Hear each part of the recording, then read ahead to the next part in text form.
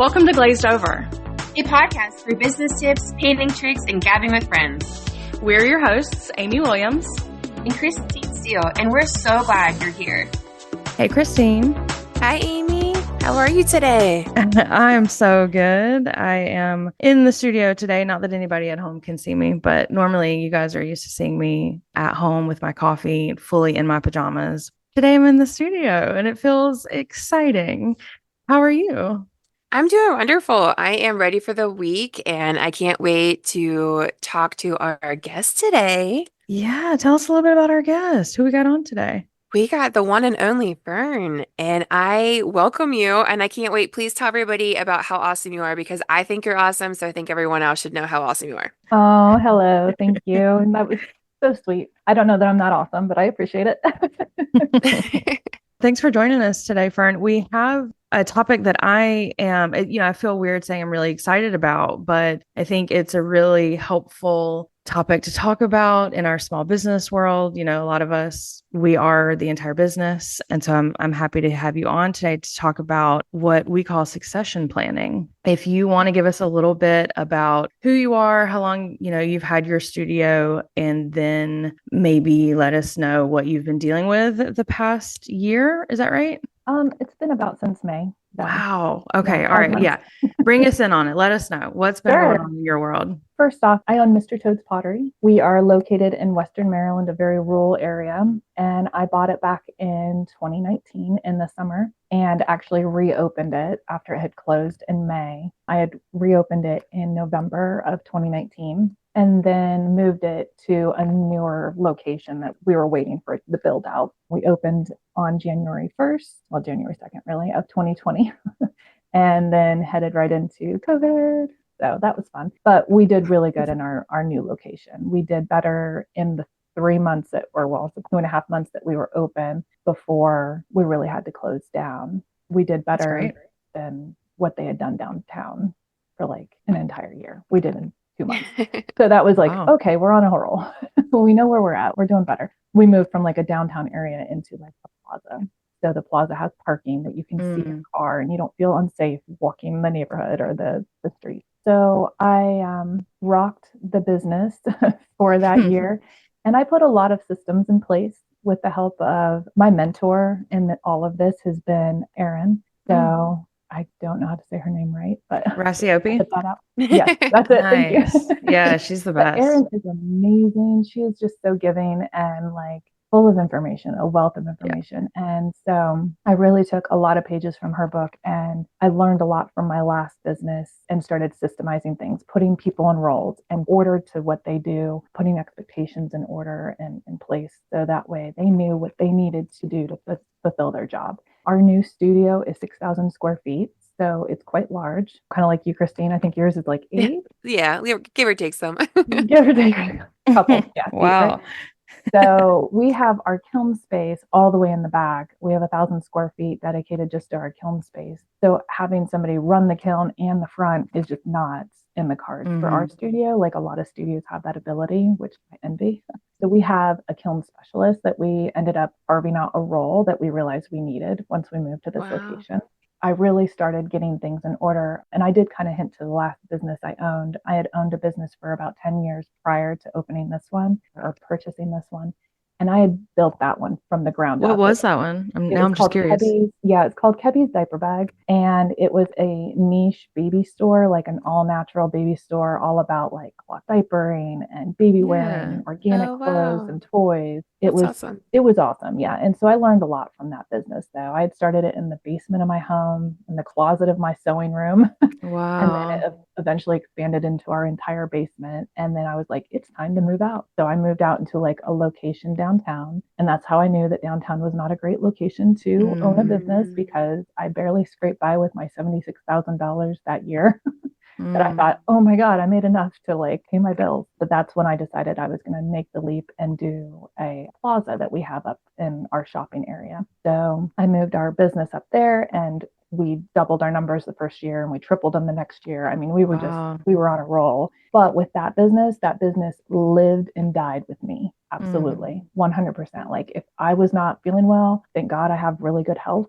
I would open or close, and it was all based on me being there. Right. The few times that I That's a hired lot. people, it is a lot. And the few times I hired people, I was a micromanager and I just could not let go. I would be in there listening to everything that they're saying, and I'm like, "Oh, you forgot to say this and say that." You know, it's like, oh, Yeah, that's I hard. can relate to that with as in the studio. I can relate to that 100%. yeah, It's yeah. exhausting. And it's hard to let go and be like, you know what, somebody else can deliver the information. Maybe they don't deliver everything, but they deliver most of it. And maybe it's not the way that you would want to deliver it. And I'm sure that's where those systems came into place later, It right? is. It gives you a little bit of trust Exactly. and yeah. It does. It lets you let go, you know, and having like your training systems in place and your other people there to help them along, you know, your new people. Yeah. I gotta just add real quick. My manager is the one that like kind of told me to kind of step back. Like she's like, listen, all the new people for the first 2 months, or 3 months, they're still considered new. But she was like, do you ever give a spiel and forget to say something? And I was like, well, clearly I'm perfect. No. And But you're like, no. also, yes, there are times that I run up. I'm like, oh, I totally forgot to tell you this. And she's like, okay, they're going to do the same thing. Why don't you teach them to come up to them and remind them that they forgot something instead of being like, you didn't say that right. So yeah, even just without having all the systems, but that was something that like hit. Yeah, it is. And you're right. And it's hard to let go of that perfectionism because as studio owners, we are probably all very, very perfectionistic. I know I am. So like, I want everything done the exact way. But you're right. I'll forget things when I go out there and I do the spiel now because I'm like super rusty. I'll be like, and I totally forgot all these other things that you should know too. So, Yep. I don't know if it's for you, but whenever I'm like training somebody on a new system and I, you know, a new way of like maybe introducing something that we're offering now, I always have to like go through and act like I'm doing it and like introducing it to a customer. And then I'll be like, and that's how you say it. Record me saying this, and this is how you should say it. Yeah, at least they hit on the specifics. But having those systems in place has really allowed me to step away from the studio as often as I get to. I've gone on a lot of like, I went to Ceramic Jam, I went to all these like conventions and all the, you know, all the small things that we're doing. And I'm gone for like 3 or 4 days of the week and everything's running smoothly. So I've tested the waters multiple times on like vacations and, you know, things. I had just gone to Sweden in May. I went and saw Taylor Swift with my daughter. So what was her surprise songs? I don't remember. Do you remember? We went to 2 nights. We'll get too, your daughter I'm in not gonna here. Tell you. They were good. I know that they were good. Yeah, of course. It's amazing. Yeah, it was amazing. And it was just such a like a spur of the moment. Like I'd seen people talking about it on TikTok about how they were going to Europe to go see Taylor and it was cheaper. And I literally saw that on a Sunday. And by Friday we were on the plane. Oh my goodness. Wow, that's amazing. So cool. And I had to be back by the 21st of May because I already had a scheduled mammogram on the 22nd. And so I got back, went to my mammogram, and I immediately saw like on the ultrasound, that little cell right there looks a little bumpy. Like you don't belong in my body. So it turned out that I needed to have a biopsy. And the biopsy came back immediately and was like, yeah. So I had breast cancer. It was super micro though. It was 1.5 centimeters. I went to Winchester. So in our area, we have a cancer center. I'm sure that they're good-ish, but we're so rural that it just seems safer to be, you know, where there are more specialists involved. So I went to a breast center in Winchester, which is an hour and a half from us. And I met with an oncologist, but it ended up being a surgical oncologist. And she's like, because of the type of cancer, the stage of it, we're going to do surgery first. And here are your surgical options. I had the option of just doing a lumpectomy. And if anybody knows me from before, like I had barely A's. Let's just put it that way. I had like B's. So a lumpectomy would be like, oh my gosh. And it was on the smaller breast. You know how we always have different. Oh, yeah. I was like, yeah, no, that doesn't sound awesome. So she goes, well, then we could do a mastectomy on that breast or a double mastectomy and then a reconstruction. So I opted for the double because I was like, you know what, if it's on one breast, how much longer is it going to take to look at the other one? You know, what's funny though, is where the spot was found was the same spot that I had mastitis both times with both babies. So mastitis is an infection that happens in the duct when we're breastfeeding and it gets clogged through like, you know, the milk duct is coming out and it just can get clogged or inflamed. And so it's very uncomfortable and you can get a fever, your breast hurts like crazy. but that's where it happened both times. And I never went and got like antibiotics, which I'm thinking, goodness, should I have? I don't know. I just did it naturally. I used cabbage leaves to help with the inflammation and help draw it out, and it came out and it was fine. And I only ever had it once with both kids, but that is exactly where the cancer was. I want to pull back just a second. You know, most of us in the industry are women, and I'm curious, this appointment, was it just regular routine? Had you been feeling something so good? So this is like the real push. You know, I'm looking at myself now to be like, make sure you're booking those appointments and getting the tests made, because you just never know. Exactly. Yeah. Years ago, I want to say it was in 2020 or 21. It was in 21 that I had found a spot up above where this spot was. This was down in the 7 o'clock region. I have another spot that was like in the 11 o'clock region. And they were like, nope, that cell is completely fine. That was just a normal. In the same breast, you're saying? Same breast. Yeah. Huh. Yeah. And so I always thought that maybe they just missed seeing it, but it really was small. From 21 to 22, I went on like a crazy diet and lost a lot of weight. I lost about 50 pounds, and I can't remember what it's called, but it was some kind of like powder thing that I just ate these crazy meals and ate very lean and everything. And then after I stopped doing that, it was Optavia. Optavia. Oh yeah. Yeah. Oh yeah. I heard of Yeah. That went around the industry. Yeah, it did. Yeah. My family jumped on the board for that. And yeah, I mean, it worked and everything, but like you find yourself hungry all the time. But anyway, so then when I stopped that and I kind of went back to a normal diet, even though I was very watchful of what I was eating, I ended up gaining some weight, and I was like, okay, I'm going to stop. And so I decided to go vegan in July of 23. When I was talking to my oncologist, she was like, I think you going vegan, you just having more of a healthier diet in general for an American, you probably helped it from growing crazy. And so she thought the whole time, she thought, okay, it's small. It's most likely not metastasizing. It's not aggressive. She was like, I see us just surgically removing it. We'll test it and make sure that there's nothing wrong with it. But the biopsy that they got, they never tested it for any of the hormones to see what kind of hormone markers it has. I had my surgery. So I had my surgery in July 26th, and I got the call the very next week. It was like a Thursday that I had my surgery, and I got a call like the following week that they had finished testing all of everything, and my pathology report was ready. And they found that the cells were actually two separate cancer cells that were just really close to each other. They were 5 millimeters apart. One cancer cell was negative for, all the HR stuff and the PR positive and all that stuff. So it would have been fine, and I wouldn't have needed any treatment. But there was another cell next to it that happened to be PR positive as well as HR2 positive, which means it is very aggressive and that it's fed by hormones, by estrogen. Looking to sharpen your skills or learn new techniques to enhance your studio offerings? A CCSA membership has you covered. With exclusive access to educational webinars, training programs, and hands-on workshops, you'll stay ahead of industry trends and keep your creativity flowing. Whether it's improving your business operations or mastering the latest pottery techniques, the CCSA is here to support your growth. Join the community of like-minded studio owners and take advantage of these incredible learning opportunities. Visit ccsaonline.com and become a member today. So that's Can you tell us go ahead. a little bit, like, emotionally, where are you? Because I mean, this happened so fast. It happened tremendously fast. I literally, anytime I am like in an emotional state, I literally just go to the bathtub and take a bath. Yeah. I was in the bathtub the entire month of June and July. Let's just put it that way.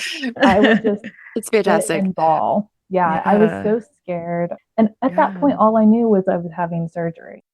I was very upset. I was very angry. I was very like, why has this happened? What did I do? Guilt ridden. And honestly, always looking and going and thinking back, oh God, is it the, mastitis that I had? Is it the thing that I didn't treat right? Is it, whatever? And I didn't even do like crazy dives as far as like researching it on Google. I didn't join any groups or anything because I was just like that's overload. Totally. Yeah. So I met with my one surgeon, and she was like, okay, so you want to do a double mastectomy with a reconstruction. And I forgot to include that there's two different types of reconstruction I had a choice between. I could have had implants put in, which would have required 2 surgeries. because during the first surgery, they would take the breast and then they would put in inflatable placeholders. I forget what they're actually called, but anyway, and they would be sewn in and then they'd be slowly inflated and then they would put in the breast later. And I was like, cool, don't like the idea of being under twice at all. And so the other option was they worked together in tandem, both the plastic surgeon and the surgical oncologist, and they would take the breast and then at the same time take tissue from the belly and move it to the breast. With that surgery, though, I would lose my nipples. That was extremely hard. Yeah. I think I was mourning the fact that I could not have children again, which I was already, that's I'm 42. Hello. still though, it's that just to think about that though, that is very, that's, I can't imagine. Takes the choice away. It does. It takes the option. It takes your womanhood away. It feels like there's taking your power away. There's a lot of Yeah. mourning that happened. My aunt took something from her back and brought it up. I know that that was an option back then. Yeah. And it was so funny because when you take parts from other parts of yourself, they say that there's that muscle memory. When she leaned down to pick something up, the muscle, whatever they took, flexed. No. And she thought she ruined it, and she thought that she had to go back into the doctor. Like she's like she broke something, and that's when they explained that muscle memory. So we always like laughed at her. We're like, you gotta start working out, get that thing like bigger than the other. Like it was So I don't know. I don't know how the science behind any of it, but I just remember that she like called my mom, and she was like, I ruined my new breast. So it was hilarious. But so hopefully you had a better experience of lifting things up afterwards. Definitely. Yeah. The recovery was 8 weeks. Wow. So I knew that leading up to it, like I knew that I was going to be out for 8 weeks, and I knew that in my body, I was like, in my mind, I was like, you are going to relax, you are going to stop, and you're going to let your body recover. Because I'm a go. And how did you do that? You know what I mean? Like sit down, with okay, the relax. studio. Yeah. On top of that, that's like being in the depths here emotionally, like going through all this stuff so quickly, and then also you have to sort of make sure you're relaxing. That seems really difficult. It was difficult. I mean, it helped that for the first week, I was definitely under some narcotics, and there you go. It helped. But like leading up to it, I just kept very busy, and I just kept shoving as much stuff in there as I could. Like literally the week before my surgery, I was in New York with my daughter and celebrating her birthday. And before that, I was in Nebraska with my dad and my family there. I just kept my schedule so packed, and I did everything I could do because I was very afraid of just not waking up. I know that's very morbid, but like very scared. So the continuity plan, which I didn't even know that we had a succession plan or a continuity plan within the CCSA. I should have looked at that. But I had already been previously recording a lot of the things that I do physically for the business. I do a lot of book work. I do a lot of paying the bills and, and all this stuff. So I have a lot of videos on how to do that. And my husband has access to all that. So he was kind of like my backup person for keeping the business at least whole. And then my assistant manager, I just had meetings with everybody. But with my assistant manager, I had lots of meetings with her just discussing what I needed her to pick up that I normally do, which actually ended up being only our weekly deposits. Nice. It's something that I physically do in the studio. Otherwise, she was already trained on doing all of our events. I'd already handed that off of my plate, which was a huge thing to hand off because events, as everybody knows, that's our bread and butter. Right. So how many employees do you have? Like just to kind of pull back a little bit, I want to hear about like you found out you had this breast cancer in May and everything kind of starts changing. How many employees do you have? When did you bring, the news to the studio? Like what did that look like? How do you tell them that? Right. Well, that was awkward. Yeah. So I don't remember the date, but I think it was after I had already gotten the news I think it was after I'd had the mammogram. So it was before I had the biopsy results because I got the biopsy results in like July 8th, I think. At some point, I had a team meeting and I sat him down, did all the talking. And then I was like, oh, and by the way, I might have breast cancer. I don't know yet. We're just all hanging loose, but I wanted to let you know that this is what's happened. This is what I saw in the ultrasound. This is what I assume it is. And so now we're just waiting for the biopsy results. When that happened, they all knew at that point. So it's like they were all at least aware. So I'm very transparent in that sense. And then I just brought them in and had one-on-ones with them. And I said, how are you feeling?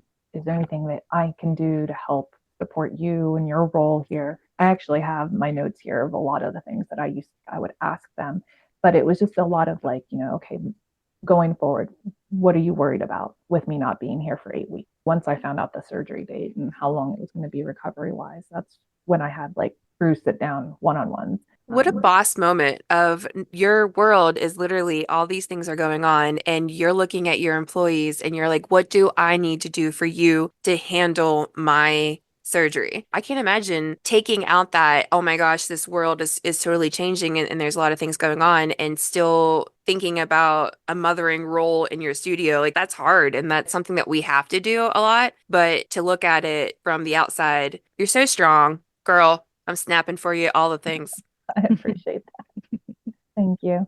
How many employees do you have? Is it okay? So I had 6 employees at the time of my diagnosis, and then we had one that was just kind of like always just like one shift, and I was just waiting for her to kind of like, and so she did. She moved on. So we have 5. We have our kiln specialist, and then we have my assistant manager, and they're like, so I trained my assistant manager on how to do the cash drop, but then I also trained as a backup my kiln specialist just in case she was out for sickness or whatever too. And then I have 3 other employees, one that has just come on in April, and then otherwise the other 2 had been here for over a year. They were pretty solid. So my assistant manager has been there for 2 years, or been here 2 years, and then my kiln specialist has been here a year. And she's phenomenal. Like I could say 1,000 things about her, I would, because she really just keeps the kiln room clean and moving, and nothing is ever late. It's wonderful. Wow.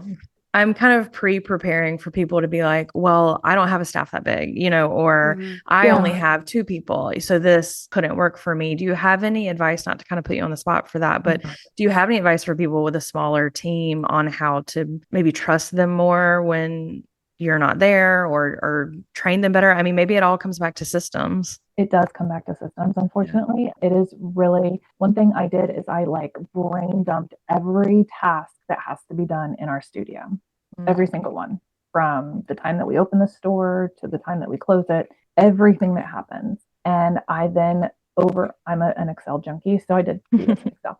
So I wrote down everything in one column, and then in the next columns, I had up at the header, I said, okay, is that an assistant manager's job? Is that my art assistant's job? Is that a kiln specialist job? Or is it a manager job? Or is it the owner's job? And it's like, I hold a lot of roles and a lot of hats. So I tried to put me off to the last column. I'm like, I'm the one that makes sure it gets done, but I'm not the one doing it. And that really helped me systemize who's in charge of what their role is required, and what I need to focus on making sure that they're totally legit able to do. That's a great practice. I mean, even just for like ourselves or as an owner to sit down and be like, here's literally everything that has to be done. Wow. All right. So you sit them down and you say, this is what's happening. And then how much time, remind me, between getting them trained on this and your surgery was there? I feel like only a few weeks, maybe. So my biopsy came back around the 8th of June, and the 26th of July is when I went out for my surgery. I think I showed them how to do the cash deposit like 3 or 4 weeks before I left, and I let her do it, and I like, that's smart. Watched her, and I was like, okay, right. A lot of my deposit slip and everything is also an Excel spreadsheet that I can see, or not Excel, it's Google Sheets. So I can see, what's going on with it and everything. And that is also where we put our cash tips. So that helped me continue to do payroll and everything too. It wasn't very much time. I had very little time. And I remember the day before I left for my surgery, because I worked up until the day. And I walked around and I said, okay, who's really good at XYZ? Who's really good at this? So like I have somebody that's on staff that's amazing at organizing and cleaning. And I know that we have areas and pockets of just clutter. And I was like, all right, while I'm gone, if you have any downtime, this is your project. And then I went to another art assistant and I was like, you're really good at doing our color book canvases. You're really good at artsy things. And I go, while I'm gone, this is what I want you to work on. I have this area that you can paint. I have this area that I would like this designed, but only in your downtime. It's not like something I was expecting them, but I think the way it came across is that they thought that they had to do these projects. And I was like, no, they're for your downtime when everything else in the studio is done and you're sitting around twiddling your thumbs. I probably could have set the expectation a little better there. Well, I mean, now you know. Yeah, exactly. And so when I had one associate, she came to me and she goes, I'm so sorry. I feel like I'm letting you down. I didn't do this, that, and the other. And I was like, it's okay. Like, have we been busy? And she's like, yeah. And I'm like, okay, well, and I'd rather you be taking care of the customers and making sure everyone's being taken care of. Our guests are being greeted and our shelves are being stocked. Studio is clean. Yeah. When did you let your customers into this world too with your surgery? Did you open up to them or did you keep that? Like how did you navigate that? I am not really the face of my studio. I sit in my little office all 5 days of the week that I'm here. I'm here normally from 8:30 until 5-ish, Monday through Friday. And so I've already been running the business, whereas I'm not here, but I'm available for questions. That's the only thing that I was kind of nervous about. So some of my customers, like our repeat customers, do know me. But I feel like there was a post that I may have made. I'd have to go back onto Facebook to even see. But I had gotten a gift from Gare, a blanket that I literally carry with me. It's like my little security blanket. But it's encouraging because it's got like courage and strength and just it's very uplifting. And so I had taken a picture of it and I was like, all right, and now we're going to go ahead and post and say, hey, Ferne's going to be out for a while. So I didn't really go into detail though. And then I didn't mention, I do also have 2 social media people that run my social media. So my really close social media girl, she's friends with me, or they're both friends with me, but the one that's been with me since 2015, she had been posting something about like how she wanted to get to 10,000 likes by the time I got back from beating cancer and all this. And I eventually messaged her. I was like, okay, stop. That's just, I don't want to be like that. So the intention's there, but it can feel a little weird. It can feel ick. Yeah. So I don't think it's really been posted other than those things that she was posting about getting likes or whatever. I didn't really open up. I mean, when I'm here in studio and I see other women that are like, oh my God, I went through that 7 years ago, and they tell me all their stories, and then I ask them all their questions, all the questions I have in my head. But yeah, initially I was going to be back in the studio, and I didn't step foot back in the studio until 6 weeks after my surgery. So props to my team. Yeah. And how was it when you came back? Like, did it feel right? I just came back in to help with an event. A big event. I'm going to be here. And so it was good. Like I checked the mail and I was like, okay. Nice. I mean, so they really picked up the slack. Yeah. They really have handled it. Yeah. And as far as ordering goes, I had ordered quite a bit before I left, and I have a lot of storage space. So we have a lot of back space, our back stock. Did you run into any issues of needing to order while you were out, or did somebody else handle it? No, I order. I'm the only one that orders. So I handle all the finances of the business. But no, I had placed an order, I think, at some point. I don't remember. But yeah, I know that I've ordered a few times while I've been out. But I just have them make sure, like our inventory is up to snuff on Square. So I just look at what's been selling good and reorder it. When you came back and, you saw that everyone had done a great job, like how do you thank your staff? How do you know what I mean? Is there something that you did for them, or did you just get together? Like what did that look like? I really haven't, and that's really embarrassing. Because it just happened. You know what I mean? Like you're good. Yeah. This is literally, I'm in the studio today just because I had to get something else done. I forget I'm making pizza stones today. I was like, I know I have a project in mind, but I've only been here, like, this is my 4th time being in the studio in all this time since the end of July. Wow. Yeah, I know. It's crazy, right? It's mind blowing. And so for like that question about, people that have just 2 people or on staff or whatever, I think it really comes down to relinquishing a lot of the control that we keep to ourselves that keeps us so stressed and so busy. Yep. And you never feel like you ever check everything off your to-do list. hard relate. Do you feel like you'll go back to how things were, like in your role, or do you think for the time being, foreseeable future, it'll be how it's been for the last several months? I feel like I might eventually come back here into studio. I should be done with, so that was the thing. My pathology report said that I had to have chemo. So that was hard to deal with. I was a mess after that because I was just angry. I was like, we thought it was going to be over. So now I've got 3 months of chemo plus every 3 weeks for the rest of the year. I have to have like a certain infusion. It's like a immunotherapy. There we go. And that's because of the HER2 positive and not ER positive. And then I eventually have to go through hormone therapy. And I'm like, this is just chaotic. So it's not over. You're It's still not over. in the No, I yeah. thought it was going to you're be in the over. beginning. After the 8 weeks, I thought, oh, this is going to be great. I'll breeze through this. Tomorrow, I'll have my 6th infusion or chemo treatments. And so then I have 6 more after that. But no, I've just been home and taking it literally hour by hour because typically Thursday is the day that I start to feel down and energy's down. My stomach doesn't feel great in general, just having uncomfortableness.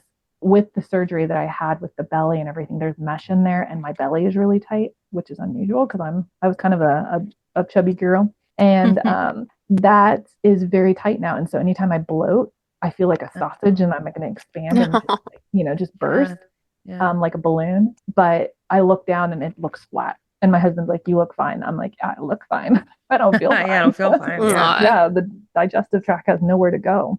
Coming into the busy season, have you updated any of the systems or any of the plans? Like, is it all just going to be how it was over the summer? Is there anything new you're going to add? What does that look like? System-wise, everything is pretty much set. We've already got all of our events scheduled out all the way through December. That's all been posted. So our goal, and this was, who had this? I think it was Barbara Saslow. Mm-hmm. Yeah. She had shared with me a couple of years ago that she has like a scheduled time that things are due. And I was like, that's a good idea. Yeah. I'm a very much like ADHD, just get things done when they get done, whatever. But she's like, by the 15th of, let's say, October, I would have everything in December posted. Right. Event wise, everything's on our website, everything's on our Facebook, everything is, wherever it's at, it's out there. Yeah. So that way she can be advertising it. And I was like, you're so smart. I should totally I need to do that. Yeah. Yeah, you got to give yourself time to give your customers time to buy the yes. things. Yeah. And I know that Michelle from Art Rave, she also is a huge proponent of having everything done by the 15th too. And she did a couple little smaller studio get together video things where she would just kind of like train you to help you. Yeah, she's amazing. We had her on the podcast several episodes ago. So if you haven't heard that one, go back and listen to that one. But she's inspiring. Talk about systems. Like she also definitely loves the system. And I also love that. Wow. So it sounds like you laid down groundwork before you even knew that you needed this groundwork. So if there is a studio owner listening, and obviously we can't prep for the unexpected, but it sounds like you would want to dive into start training your staff to prep for if there was a moment that you couldn't be there for something, whether it's your car breaks down and you can't get into the studio or something minor. It doesn't have to be a major thing. And if you're working by yourself, if you're a one-man show, which is amazing, and I can't imagine that, even having some things wrote down so that they can step in, is that what we would say that would be the biggest, like, where to start right now? Right. Where to start is look at your training. So when you bring in a new employee and you're getting them, introduced to the studio, are you literally walking them through, physically showing them everything yourself? If so, stop it right now and do a recording, do a video. So if you have somebody on staff, this is what I did years ago. If you have somebody on staff that is phenomenal and does not mind being recorded, say, let's make a couple video trainings on the things that we do every day. And literally just go through open to close all of the tasks and record a video of the greeting when a customer comes in. How do you greet them if they've been there before? How do you greet them if they've never been there before? How do you greet them if they're just picking up? All of those things. Record all of those little snippets. Record the whole walkthrough, how you want it done. Just record it. What do you use? What program? I just literally use slides, Google Slides. Oh, okay. So I recorded all of these little snippet videos and then I uploaded them to YouTube on like a hidden thread thing so I can Unlisted. just pull it. Yeah. And so then I use that and insert it into a slide. And so I just set it up to, okay, this is what the day in the life of an art assistant looks like. And that is how I train. And then we talk about techniques, we talk about glazes, and we talk about all the cleaning methods. We have a checklist. I think everybody probably has a checklist, right? Should have some kind of I'm like, I do. I have one of those though. I'm proud of that. Yes, I do. yeah. Yeehaw, studio owners! Saddle up for success at the 2025 CCSA Annual Convention, happening September 5th through the 8th in Denton, Texas. This year, we're bringing cowboy country theme to the heart of the fine arts, and you won't want to miss it. Get ready for an action-packed event featuring over 35 industry classes designed to boost your business, an exhibit hall filled with the latest and greatest from top suppliers, plus social events where you can connect with fellow studio owners. And don't forget the grand finale, a boot scootin' gala and silent auction that'll have you dancing the night away. So dust off your cowboy boots and join us for a weekend of learning, networking, and good old Texas-sized fun. This is an exclusive event you can't afford to miss. Head to ccsaonline.com to reserve your spot at the 2025 CCSA Annual Convention, and we'll see y'all in Denton. So ours is a half sheet that's back and front, and they pull this out every single day and they put in what their name, who's working with them, what the shift hours are, the date, everything. And then at the top in this yellow section is all the stuff that they're to do before opening, like before unlocking the door. That's a whole lot of stuff. That's like sweeping, it's counting the drawer, it's putting out dry brushes, it's changing the pickup date on the count on the plate. I mean, literally bullet by bullet, this is what you're supposed to do. So that way they have no excuse for not doing everything they're supposed to do. The next section is the blue section. So it's after they've opened the studio. That's the stuff that they should be doing kind of in the morning. And that's just everyday stuff. And then the green section at the bottom is all of the stuff they should be doing at close or 2 hours before close, like kind of wrapping up the studio, like wiping all the surfaces. I literally have taking out trash in this room and that room and this room and that spot, making sure rags are replaced, cardboard is taken out. I mean, I really got I love it. But they well, have it's to, people they can have never to say they don't know initial. what to do. Yeah, it's perfect. Right. And so they initial by each one of those. And so that's like the daily list, right? And on the back is the day-to-day list. So weekly, we have different things that we do Mondays, Tuesdays, Wednesdays, so on. Saturdays are pretty busy, so we don't have a day they have anything extra that they have to do. But then they mark down, whether they did it or not. And if it's something that gets done first Wednesday of the month, they have to do a paint inventory and just count how much paint we have and put it into our spreadsheet. And then I order it, order what we need. That has saved us a lot. I know that my staff, when I pulled this out in I think it was 21 when I implemented this, because we had just hired 3 new people and I wanted them to be like solid. So I had trained them, like I had always trained them, where I just talked to them and walked them through and then had them sit and shadow with somebody else. And I noticed that people were not getting everything, all of the information. So having everything recorded really helped. And that's what they start with. The very first day is them watching the video, answering the questions. It could definitely be meatier. I know that I need to like freshen it up. It's old, but at least it's there. It's something to fall back on and get them started. But don't be afraid of things changing, because we're always I know I am at least always trying to make things better in the studio and reinvent the wheel and make it a little bit better and more efficient. Things will change and that's okay. And you can just say, you know what, that might look a little different right now, but there's still a lot of really important stuff in that. Yeah, training. the backbone is there. Yes. Yeah, that's great. I'm very inspired by that. I've also seen their SEOPs talk about their systems, and they're big fans of the video. And I think they use maybe a Google Drive, or maybe they put it in a Google Slide. But yeah, if you're intimidated by the YouTube of it all, you could just film on your phone and drop it into a Google Drive and just make sure everything's super labeled. That it's just the easiest way to do it. You know what I mean? You have someone come into the studio, sit down in front of the computer, and you're not having to train them, like you were saying. That just takes so much time, so much energy. And if you're feeling also a little intimidated by Ferne's incredible checklist, or like, you don't have a plan and you don't know where to start, CCSA does have, as one of the member resources, a business continuity plan, which we mentioned up top just a little bit. But a lot of us, I know I was not familiar with this, and I think Ferne didn't know either. I'm not sure about Christine, but it's a 20-page document, and it is everything that you need to write down to hand off to someone to take over in your absence. And it really breaks up your day-to-day life in the studio, and then also gets stuff like insurance and utilities and marketing. So I highly recommend everybody download that resource and start filling it in, because you never know. You never ever know. To find that guide, it's inside the guides. So if you go to CCSA online, you go to guides and then business operations, and then it's called the Business Continuity Guide, and you can download that from there. And it outlines everything that you need to run the business, like all of the information. And it's certainly, like, I was looking at it, I was like, I could probably fill this out.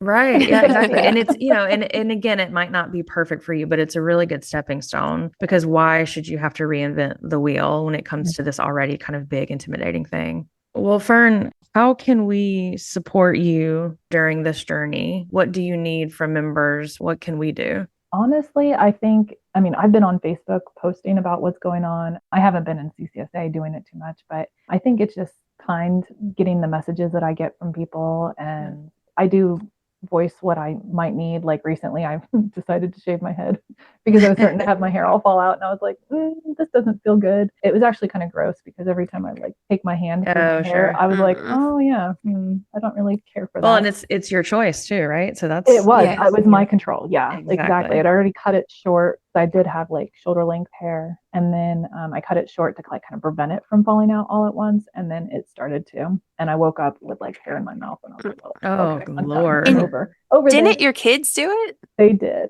Yeah, I won't lie, I teared up when I watched it. So that was Yeah, they did it. Yeah, so my daughter's 14 and my son will be 12 in a week. So they both went at it with like two different ways they were going at it. It was so much fun. And it really was. It was a ball of like laughs the whole time. Like, it was not emotional at all, like I thought it was going to be too. Mm-hmm. But then I looked around and I thought, oh, I'm one of those people that likes to get rid of things. So I follow like a lot of vloggers and podcasters that talk about decluttering. And so I had decluttered all of the wonderful scarves I'd had once. So I had made a post. I said, hey, so I'm a little bit, I forget the word I used, but yeah, I was a little short-sighted there, and I should have thought, hey, I should put something on my head or have something on my head before I shave it. So you need scarves.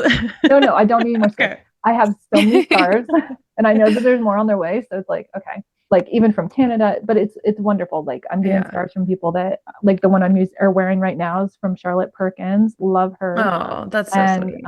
What was so special is, like, when you open them, they smell like their home, and it gives you like even more comfort. I don't know how to explain it, but it feels like that's so sweet. She's with me. It's really special. What do you do? I don't really need anything. So what do you do during your infusions? Like, how do you occupy that time? So I normally pass out, because they give you Benadryl and steroids, which are kind of a fun little mix, because the steroids are there to like keep you awake, and then the Benadryl is like killing your motivation to do anything. I have learned my lesson to not try to do payroll or scheduling during infusions or try to knit. I woke up last week and I was knitting a hat, and I looked down and I was like, I dropped 3 stitches. Like, so I had fallen asleep for like the 3 hours, and it's so weird. I'm just like now sleeping through the infusions. Thankfully, they've been pretty good. The first one was a little rough and that's what I was most afraid of, I think, was the chemo. The very first chemo, I was the most nervous for. And then after that, I was like, oh, this is nothing. This is just going. I have a port that they just attach into, so they're not having to go into my arm, and they just attach in, and I just sit there and take the infusion.